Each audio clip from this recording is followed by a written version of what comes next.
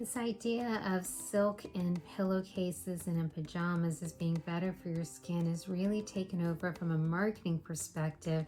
However, there's not a lot of data to support specifically silk for this purpose. The studies that I've come across that have evaluated our skincare when it comes to fabric care, the types of fabrics that you choose, are really focused in on the texture and feel of the fabric and not necessarily the actual fibers that make up the fabric.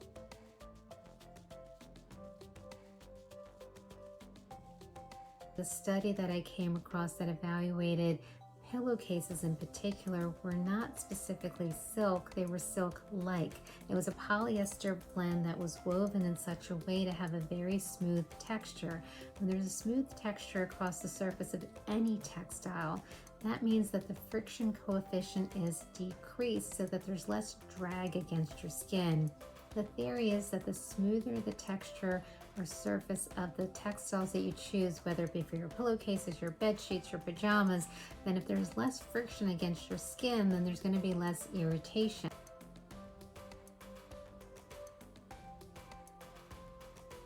This isn't just from silk alone, it can be from a variety of textiles that are woven in such a way as to have that smooth texture.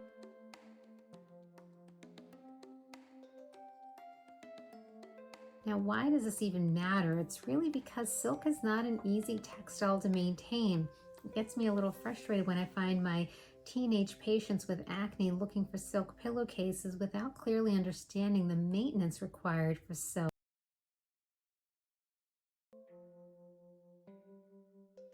Unless you're really taking the time to either hand wash your silk or put it in a mesh bag and wash it on a delicate cycle, dry it flat, then there's a good chance after one use of your silk pillowcase, it's not going to retain the texture that it originally had.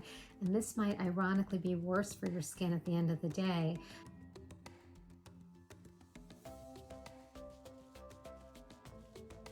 I would much rather you choose textiles that are easier to maintain, easier to actually manage, and that can maintain that structural integrity of the fabric or textile just through routine washing. And that way you can actually choose something that sustains itself, that stays with you and doesn't irritate your skin as much.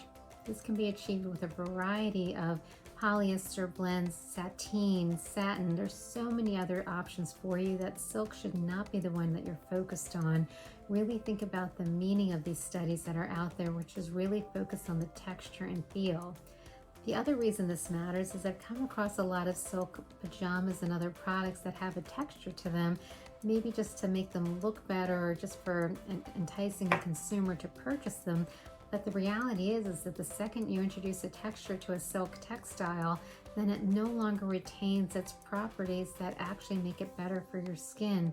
Ultimately, that creates friction against your skin that can irritate or inflame your skin, even if it is silk.